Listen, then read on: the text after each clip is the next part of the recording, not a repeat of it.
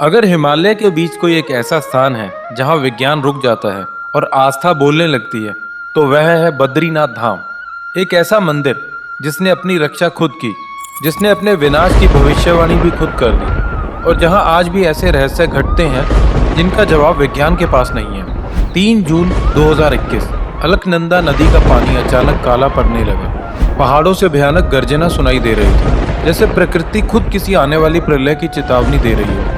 जोशीमठ के कई मकानों में दरारें पड़ने लगी, धरती कांप रही थी, लोग भय से घर छोड़कर भाग रहे थे। लेकिन इन सब के बीच, बर्फीले पहाड़ों के बीच खड़ा बद्रीनाथ मंदिर वैसे का वैसा अडिग खड़ा रहा। ना एक पत्थर हिला, ना गर्भगृह में कोई कंपन महसूस हुआ, मानो कोई अदृश्य दिव्य शक्ति उसकी रक्षा कर रही हो।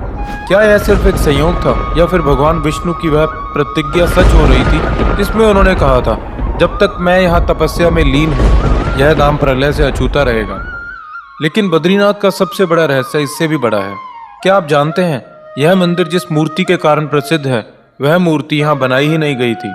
जी हाँ, आज जिस भगवान बद्री विशाल की पूजा होती है, वह मूर्ति अलकनंदा नदी की गहराइयों से निकाली गई एक रहस्यमयी शालिग्राम शिला है, जिसे आदि शंकराचार्य ने एक दिव्य स्वप्न के संकेत के बाद खोजा था। और यही नहीं, यह दुनिया का शायद एकमात्र ऐसा मंदिर है जिसने अपने अंत की भविष्यवाणी भी पहले ही कर दी है। जोशीमठ में स्थित भगवान नरसिंह की मूर्ति का एक हाथ हर साल पतला होता जा रहा है। पुराणों में कहा गया है, जिस दिन यह हाथ पूरी तरह टूट जाएगा, उसी दिन बद्रीनाथ धाम का मार्ग बंद हो जाएगा और कलयुग अपने अंतिम चरण में प्रवेश करेगा। क्या यह सिर्फ मान्यता है या आने वाले समय का संकेत? उत्तराखंड के बर्फीले पहाड़ों के बीच स्थित बद्रीनाथ मंदिर हिंदू सनातन धर्म के 4 धामों में से एक है। लेकिन यह सिर्फ एक तीर्थ नहीं, यह रहस्यों का ऐसा संसार है जहां हर पत्थर, हर धारा, हर परंपरा अपने भीतर एक अनसुलझी कहानी छुपाए बैठी है। भक्त इसे दूसरा वैकुंठ लोक मानते हैं, क्योंकि मान्यता है यहां दर्शन करने वाला सीधे भगवान विष्णु के धाम तक पहुंच सकता है। यह मंदिर साल में सिर्फ 6 महीने खुलता है और बाकी 6 महीने भारी बर्फबारी के कारण पूरी तरह बंद रहता है। लेकिन सबसे चौंकाने वाली बात, जब मंदिर बंद होता है तब गर्भगृह में जलाई गई अखंड ज्योति पूरे 6 महीने तक बिना तेल, बिना देखरेख निरंतर जलती रहती है। आखिर कैसे? क्या सच में देवता स्वयं आकर यहाँ पूजा करते हैं? और एक और रहस्य, उत्तराखंड में स्थित इस मंदिर के मुख्य पुजारी हमेशा केरल से ही क्यों आते हैं? उन्हें रावल कहा जाता है और कुछ विशेष पूजाओं में उन्हें स्त्री वस्त्र धारण कर पूजा करनी पड़ती है। क्या यह कोई श्राप है या सदियों पुरानी कोई गुप्त परंपरा? फिर आती है अलकनंदा नदी। कहा जाता है यह नदी पापियों को स्वीकार नहीं करती और कई बार अपना प्रवाह तक बदल देती है। भारत के लगभग हर मंदिर में शंख बजता है, लेकिन बद्रीनाथ धाम में शंख बजाना पूर्णतः वर्जित है। आखिर क्यों? क्या इसके पीछे कोई पौराणिक रहस्य छुपा है? और सबसे अद्भुत, जहाँ पूरा क्षेत्र बर्फ से जमा रहता है, जहाँ तापमान 9 डिग्री से भी नीचे रहता है, वहाँ मंदिर के पास स्थित तप्त कुंड का पानी हमेशा लगभग 54 डिग्री सेल्सियस गर्म रहता है। इतनी ठंड में इतना गर्म जल आखिर कैसे? यह प्रकृति है या दिव्यता? और फिर आया 7 फरवरी 2021, वह सुबह जब हिमालय का दिल धड़कना जैसे बंद हो गया था। रेनी गांव के पास अचानक ग्लेशियर टूटा और अलकनंदा नदी ने विनाश का रूप धारण कर लिया। 20 फीट ऊंची लहरें पूरे गांवों को निगलती हुई बद्रीनाथ की ओर बढ़ रही थी। लोगों को लगा अब कुछ नहीं बचेगा, लेकिन जब यह प्रलय मंदिर से सिर्फ 500 मीटर दूर थी, तभी कुछ ऐसा हुआ जिसे आज तक कोई समझ नहीं पाया। अचानक नदी ने अपना रास्ता बदल लिया। हाँ, जैसे किसी अदृश्य शक्ति ने उसे मोड़ दिया हो। वैज्ञानिक आज भी हैरान है, कैसे आसपास का पूरा इलाका तबाह हो गया, लेकिन बद्रीनाथ मंदिर का एक पत्थर तक नहीं हिला। मंदिर के पुजारियों का दावा है, उस रात गर्भगृह से एक नीली ज्योति निकली थी जो सीधी नदी की ओर गई और उसके बाद ही जल प्रवाह बदल गया। क्या वह स्वयं भगवान विष्णु थे या फिर यह सिर्फ आस्था की आंखों से दिखने वाला सत्य? लेकिन असली रहस्य मंदिर की स्थापना में छुपा है। आधुनिक वैज्ञानिकों ने पाया कि बद्रीनाथ मंदिर ठीक उसी स्थान पर बना है जहां हिमालय की 2 टेक्टोनिक प्लेट्स आपस में मिलती हैं। एक ऐसा बिंदु जहां पृथ्वी की चुंबकीय ऊर्जा सबसे अधिक मानी जाती है। क्या यह संयोग है कि यही वह स्थान है जहां भगवान विष्णु ने योग समाधि की थी? इससे भी बड़ा तथ्य है 1803 के भयंकर भूकंप में जब पूरा गढ़वाल क्षेत्र तबाह हो गया था, तब भी बद्रीनाथ मंदिर सुरक्षित रहा। ना टूट फूट, ना विनाश, मानो किसी अदृश्य कवच ने उसे घेर रखा हो। तो क्या यह मंदिर सच में दिव्य शक्तियों द्वारा संरक्षित है, या फिर हमारे प्राचीन ऋषियों ने वास्तु और ऊर्जा का ऐसा ज्ञान पा लिया था जिसे आज का विज्ञान भी नहीं समझ पाया। एक बात तो तय है, बद्रीनाथ सिर्फ एक मंदिर नहीं, यह प्रकृति और दिव्यता के बीच एक रहस्यमय सेतु है, जहां नियम बदले जाते हैं और आस्था विज्ञान से आगे निकल जाती है। लेकिन बद्रीनाथ धाम के रहस्य यहीं समाप्त नहीं होते। इस पवित्र भूमि का हर कोना अपने भीतर एक नया चमत्कार छुपाए बैठा है। ऐसा ही एक अद्भुत स्थान है वसुधारा झरना। बद्रीनाथ धाम से लगभग 4 किलोमीटर दूर स्थित यह झरना लगभग 400 फीट की ऊंचाई से गिरता है।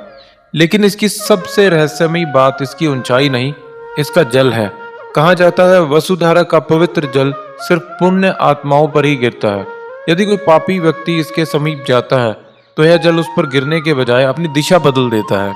मान्यता है कि महाभारत युद्ध के बाद जब पांडव स्वर्ग की यात्रा पर निकले थे, तब वे इसी मार्ग से गुजरे थे और सहदेव ने यहीं अपने प्राण त्यागे थे। यानी यह केवल एक झरना नहीं, स्वर्ग की ओर जाने वाला एक मौन साक्षी है।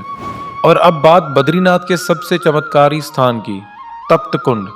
चारों ओर बर्फीले पहाड़, तापमान -5 डिग्री तक, लेकिन इस कुंड का जल हमेशा लगभग 55 डिग्री सेल्सियस गर्म रहता है।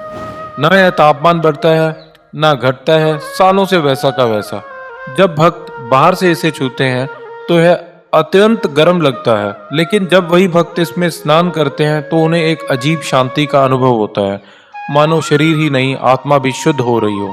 कई श्रद्धालु तो यह तक मानते हैं कि इस कुंड में स्नान करने से उन्हें पुराने रोगों से मुक्ति मिली।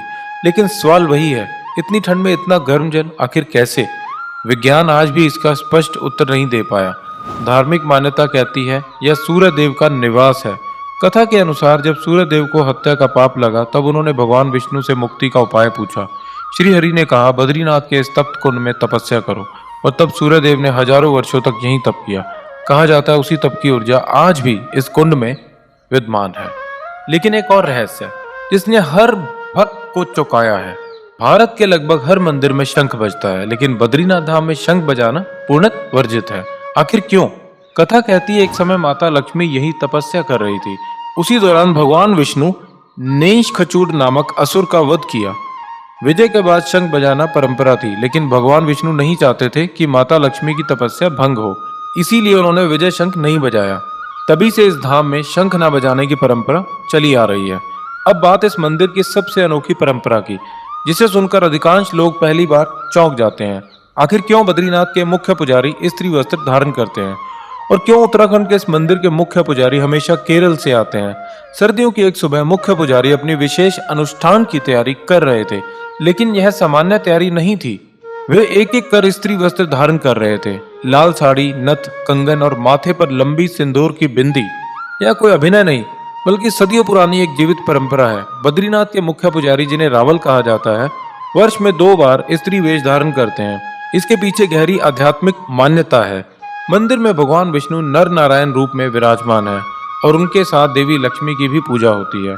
जब विजयदशमी के समय मंदिर के कपाट बंद होते हैं, तब देवी लक्ष्मी की मूर्ति को विशेष पूजा के बाद मंदिर के भीतर स्थापित किया जाता है। और जब वसंत पंचमी के बाद कपाट खुलने का समय आता है, तब मुख्य पुजारी को देवी लक्ष्मी को फिर से बाहर लाना होता है। परंपरा कहती है कोई पुरुष सीधे देवी को स्पर्श नहीं कर सकता, इसलिए रावल पुजारी देवी की सखी का रूप धारण करते हैं और स्त्री वेश में उन्हें पुनः स्थापित करते हैं। अब प्रश्न उठता है, केरल के ब्राह्मण ही क्यों? इस परंपरा की शुरुआत आदि शंकराचार्य ने की थी। उन्होंने उत्तर और दक्षिण भारत की संस्कृति को जोड़ने के लिए दक्षिण के पुजारियों को उत्तर के मंदिरों में और उत्तर के पुजारियों को दक्षिण के मंदिरों में सेवा दी, और यही परंपरा आज तक जारी है। लेकिन सबसे बड़ा रहस्य अभी बाकी है, वह भविष्यवाणी जिसने बद्रीनाथ को दुनिया का सबसे रहस्यमयी मंदिर बना दिया।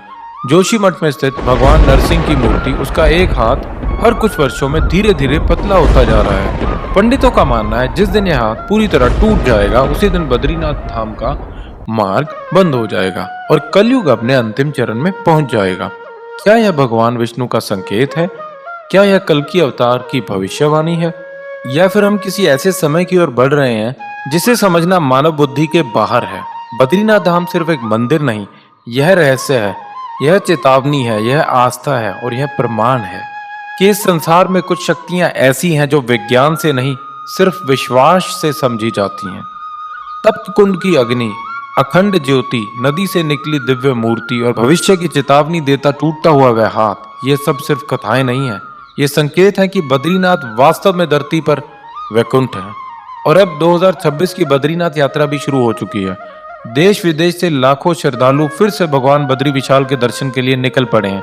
कोई पैदल, कोई हेलीकॉप्टर से, तो कोई सिर्फ एक विश्वास के सहारे कि एक बार बद्रीनाथ के दर्शन हो जाए तो जीवन सफल हो जाए। कहा जाता है जिसे बद्रीनाथ बुलाते हैं वही वहां पहुंच पाता है। शायद यही कारण है कि हर साल लाखों लोग कठिन रास्तों, बर्फीली हवाओं और लंबी यात्राओं के बावजूद यहाँ खींचे चले आते हैं, क्योंकि यह सिर्फ यात्रा नहीं, यह आत्मा का आह्वान है। और अगर आप भी कभी बद्रीनाथ गए हैं या भविष्य में जाना चाहते हैं तो कमेंट में जरूर लिखिए जय बद्री विशाल। वीडियो पसंद आया हो तो लाइक कीजिए, शेयर कीजिए और चैनल को सब्सक्राइब जरूर कीजिए, क्योंकि सनातन के ऐसे ही अद्भुत रहस्य हम आपके लिए लेकर आते रहेंगे। जय बद्री विशाल। हरि ओम।